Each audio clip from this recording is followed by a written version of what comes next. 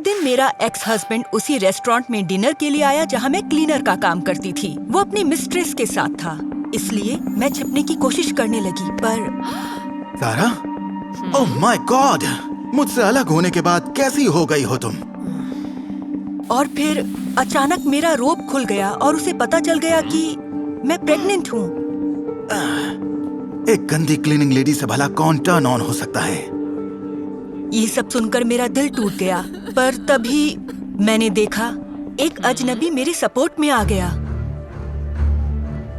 तुम्हारी मजाल कैसे हुई इससे ऐसे बात करने की? ये मेरी मंगेतर है और ये मेरा बच्चा है। उसकी ये बातें सुनकर थॉम जोर जोर से हंसने लगा।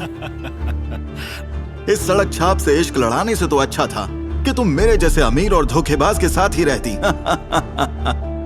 और फिर थॉम अपनी टेबल पर चला गया और मैं उस अजनबी को खींचकर किचन में ले आई। तुम्हें किसने कहा कि मुझे सपोर्ट करो? मैं एक वुमेन हूँ, तो इसका मतलब ये नहीं कि तुम मेरी मदद करो। मेरा नाम है काइल और मैं तो बस एक वेटर हूँ। I am sorry. मेरे पास उसके बहाने सुनने का वक्त नहीं था। आखिरकार मैंने अपने एक्स को मजा चखाने का सोचा। इसकी डिश में लैक्सेटिव मिला देती हूँ, तब मजा आएगा।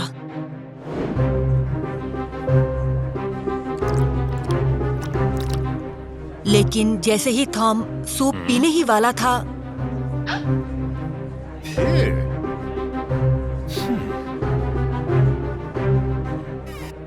तुम एक अच्छी बीवी तो नहीं बन पाई। चलो देखता हूँ कि एक अच्छी सर्वेंट भी बन पाती हो या नहीं। उसने पूरा सूप जमीन पर गिरा दिया और मुझसे कहा उसे साफ करने के लिए।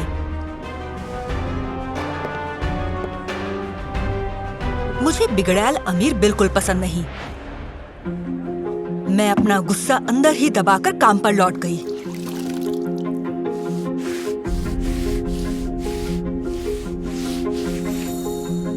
कम ऑन, मैं ये कर देता हूँ, तुम जाकर थोड़ा आराम कर लो।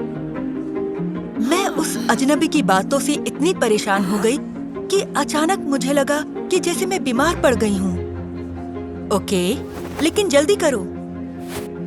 पहली बार मुझे एहसास हुआ कि वो कितना अच्छा और कितना हैंडसम था। शिफ्ट खत्म होने के बाद काइल ने मुझे घर तक छोड़ा। वो इस बात से परेशान था कि मैं कितनी गरीब हूँ। रुको, मैं तुम्हें ऐसी जगह पर नहीं रहने दे सकता। उसकी बातें जैसे मेरे दिल को छू गईं। मैंने उसे बताया कि थॉम ने डाइवोर्स के बाद मुझसे सब कुछ छीन लिया।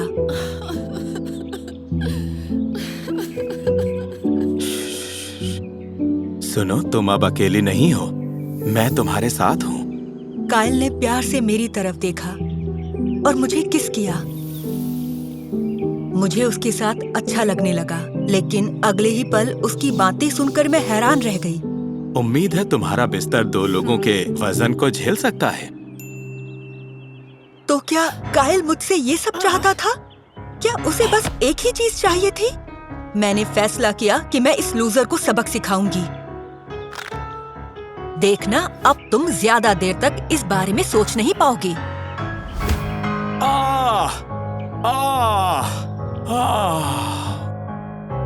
मुझे यकीन था कि काइल अब मेरे पास कभी नहीं आएगा, लेकिन अगले ही दिन वो फिर मेरे सामने आ गया।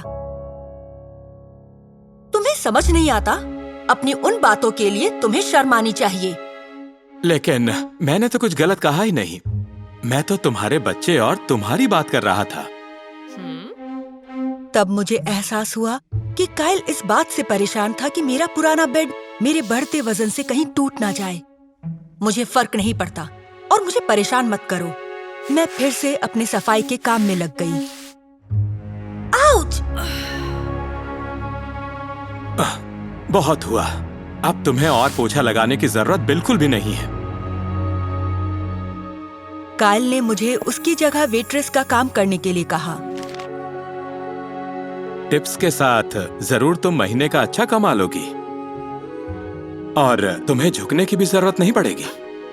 मैं तुम्हारी जगह पोछा लगा दूंगा।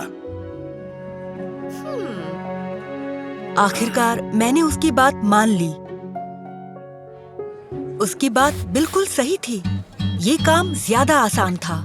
इतना ही नहीं, मैं पहले से 2 गुना पैसे भी कमाने लगी, जो मुझे क्लीनर की जॉब में शायद कभी मिलता। लेकिन उसी शाम मेरा एक्स वहाँ आ पहुँचा। वो बहुत नशे में था और बहुत बदतमीजी कर रहा था। ए, सुनो वेट्रेस, मेरे लिए एक ड्रिंक लेकर आओ।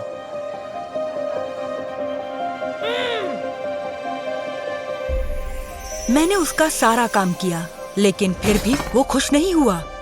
जल्दी करो, वरना कॉकटेल आने से पहले ही तुम्हारा बच्चा पैदा हो जाएगा।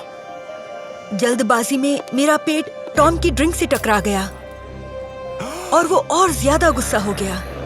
तुम्हारे इस मोटे पेट ने मेरी शाम खराब कर दी है। मैं बहुत दुखी थी और सोचा थॉम को सब सच बता देती हूँ। अपने ही बच्चे के बारे में ऐसी बातें करना अच्छा नहीं है थॉम। तो तुमने मुझे छोड़कर बहुत बड़ी बेवकूफी की है। किसी को भी एक परेशान सिंगल मॉम नहीं चाहिए। थॉम ने बताया कि मेरे चले जाने के बाद वो बहुत गुस्सा था, लेकिन वो मुझे एक और मौका देने के लिए तैयार है। मेरे बच्चे को तुम्हारे जैसा फादर नहीं चाहिए। निकल जाओ। तुम पछताओगी, और यह अभी भी खत्म नहीं हुआ है। उस पूरी शाम मैं अपने एक्स की बातों को भुला नहीं पा रही थी। काइल को यही लगता रहा कि मुझे मदद की जरूरत है। उसने रेस्टोरेंट बंद होने के बाद मेरे लिए एक सरप्राइज प्लान किया।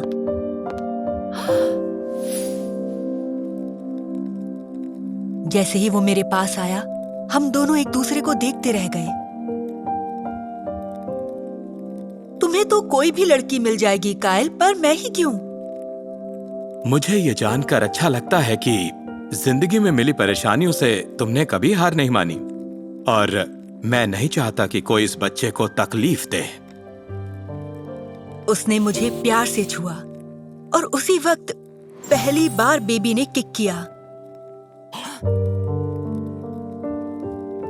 हमारे बीच सब कुछ अच्छा चल रहा था, लेकिन ये ज्यादा दिन नहीं टिका।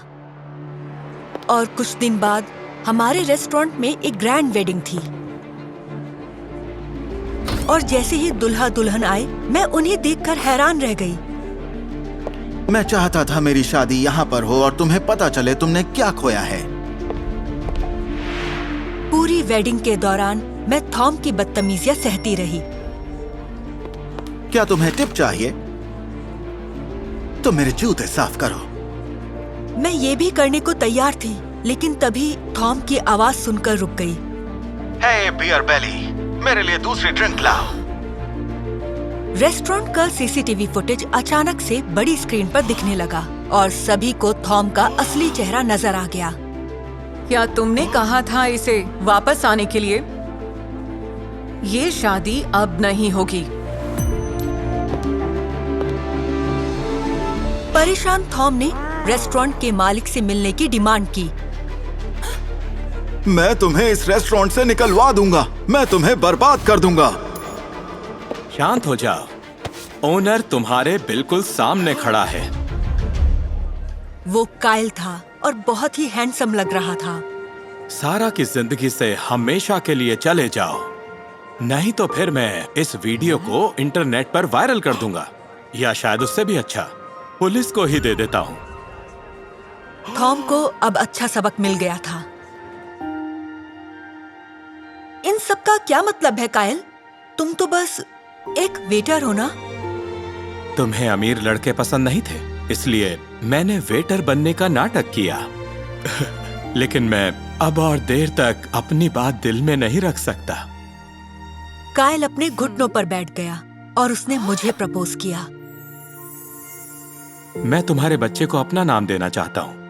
मैं वादा करता हूँ तुम दोनों का हमेशा ध्यान रखूंगा और हमेशा प्यार करूंगा।